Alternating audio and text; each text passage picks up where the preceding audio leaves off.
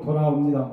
그리고 점점 절실하게 느끼는 것이 우리가 흔히 쓰는 속담에 콩 심은 데 콩나고 팥 심은 데 팥나고 지극히 당연한 일이라서 실감이 안 나는데 이것을 우리의 삶의 빗대서 이야기해보면 콩 심은 데 콩이 납니다. 죄를 심는 사람들과 탐욕의 씨를 뿌리는 사람들은 탐욕으로부터 썩어질 것을 거두고 영을 위해 심는 사람들은 영생을 거두는 것입니다. 이것이 정확히 하나님이 만드신 법칙 아니겠습니까? 당장 보이지 않아도 역사를 지배하는 것이 하나님입니다. 16절이 이야기합니다. 너희가 내 성사 안에서 마신 것 같이 만국인이 항상 마시리니 곧 마시고 삼켜서 본래 없던 것 같이 되리라. 여기서 말하는 너희는 유다입니다. 유다가 성사 안에서 진노의 쓴 잔을 마신 것처럼 다른 나라라고 쓴 잔 안 마신 이유 없고 다 마시게 될 것인데 에돔은 마셔서 어떻게 됐습니까? 없는 것처럼 될 것이다 이야기하고 있습니다. 이것이 하나님의 지속적인 징계를 이야기하고 있습니다. 희망이 없는 것처럼 이야기하고 있는데 17절부터 희망을 이야기합니다. 오직 시온산에서 피할 자가 있으리니 그 산이 거룩할 것이요 야곱 족속은 자기 기업을 누릴 것이며 시온이라고 하는 것은 하나님을 믿는 사람들의 고향입니다. 태어난 곳은 다 달라도 우리가 가야 할 고향은 같습니다. 고향이라고 하는 것은 중심입니다. 시온에 대한 신앙이 무너지지 않는 한 내 삶이 어떠하든지 간에 우리는 다시 일어설 수 있는 것입니다. 왜냐하면 고향에 끌리기 때문입니다. 김주태 시인의 고향을 보면 고향에선 눈 감고 뛰어도 자빠지거나 넘어질 땐 흙과 풀이 안아준다.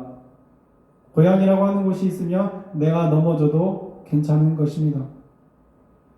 그래서 시온산에서 피할 자가 있고 남은 자가 있을 거다라고 이야기합니다. 야곱 족속이 철저하게 괴멸되는 것처럼 보이지만 그러나 진노의 잔을 마시고 나면 시온산에서 피할 자가 남을 거라고 이야기합니다. 그것은 에돔의 파멸과 대조되는 것입니다. 남은 자들이 있을 거라고 이야기하고 있습니다. 그래서 결국은 야곱은 망하는 것처럼 보였으나 망하지 않고 자기 기업을 누리게 될 것이다. 그렇게 이야기합니다. 그리고 18절에 무서운 이야기가 나옵니다. 야곱 족속은 불이 될 것이요 요셉 족속은 불꽃이 될 것이며 에서 족속은 초계가 될 것이라.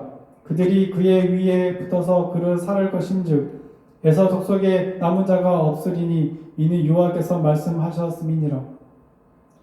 그들이 불과 불꽃이 되고 에서 족속은 지푸라기가 될 것이고 불이 그쪽으로 붙는다 무서운 이야기입니다.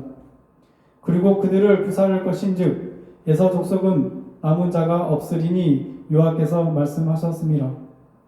그래서 결국은 시온을 기다리고 사모하는 백성들에게 그들이 파괴를 입은 것처럼 보이지만 그들이 다시금 되살아나는 것입니다. 봄 되면 죽은 줄 알았던 대지에서 풀들이 돋아나는 것처럼 그 백성들이 살아날 것이다 라고 이야기합니다. 19절입니다. 남방 사람은 에서의 산을 얻을 것이며 평지 사람은 블레셋을 얻을 것이요 또 그들이 에볼라임의 들과 사마리아의 들을 얻을 것이며 베냐민은 길앗을 얻을 것이며 다 얻는다고 말합니다. 이스라엘 백성들이 그렇게 살게 될 것임을 이야기를 하고 있습니다. 이것이 우리가 세상에 소망을 두지 않아도 되는 이유입니다. 20절입니다. 사로잡혔던 이스라엘의 뭇 자손은 가나안 사람에게 속한 땅을 사르바까지 얻을 것이며 예루살렘에 사로잡혔던 자 곧 스바랏에 있는 자는 남방의 성읍들을 얻을 것이라. 결국 망한 것처럼 보였지만 망하지 않고 힘이 있는 것처럼 보였지만 에돔은 철저히 괴멸됩니다. 그래서 오바다가 궁극적으로 하고 싶었던 말이 뭐냐면 21절입니다.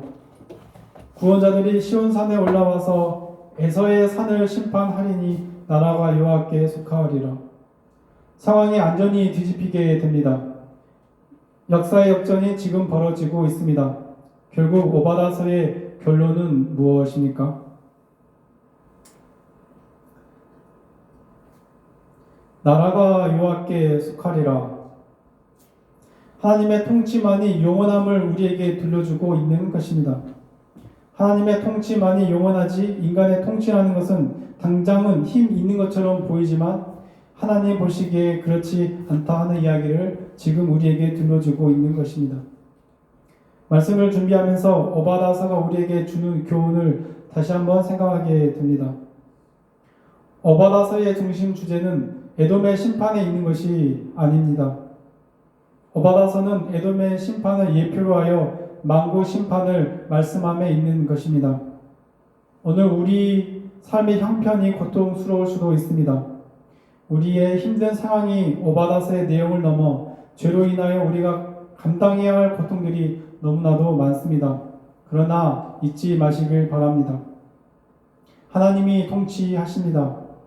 하나님의 통치를 내 마음속에 받아들이게 될 때 좌절에 쓴 자리에서 몸을 일으켜 일어설 수 있습니다. 우리는 패배해도 괜찮습니다. 왜냐하면 하나님은 패배하시지 않기 때문입니다. 그러므로 우리는 고백하게 될 것입니다. 여호와의 니시. 이 든든함을 가지고 살게 될 때 우리는 하나님의 통치에 동참하게 되는 우리가 될 것임을 기억하면서 말씀을 마치도록 하겠습니다.